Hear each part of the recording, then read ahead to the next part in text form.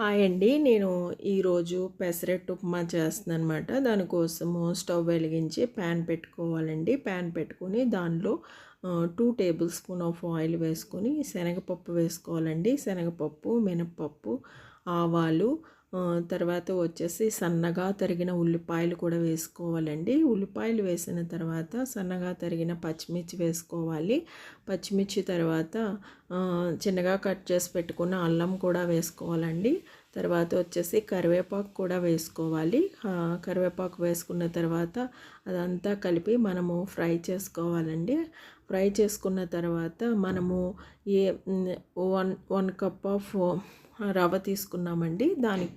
దానికి 3 cups of water పోసుకోవాలి. Water పోసుకున్న తర్వాత సరిపడా సాల్ట్ వేసుకోవాలన్నమాట. వేసుకుని ఆ వాటర్ అంతా మరిగిన తర్వాత ఏ కప్పుతో అయితే వాటర్ పోసామో ఆ కప్పుతో మనము ముందుగా వేయించి పెట్టుకున్న ఉప్మా రవ్వను వేసుకోవాలండి. ఉప్మా రవ్వను వేసుకుని అదంతా ఉండలు కట్టకుండా మనము నెమ్మదిగా కలిపెట్టుకోవాలండి. కలిపిన తర్వాత ఒక 5 మినిట్స్ మూత పెట్టుకొని మగ్గించాలి.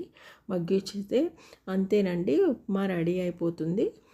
తర్వాత వచ్చేసి మనము నైటే నానబెట్టుకున్న పెసలు ఉంటాయి కదండి, అవి నానిన తర్వాత మనం శుభ్రంగా కడిగి పెట్టుకోవాలండి. పెట్టిన తర్వాత అవి మిక్సీ పట్టించి అవి మెత్తగా రుబ్బుకోవాలండి.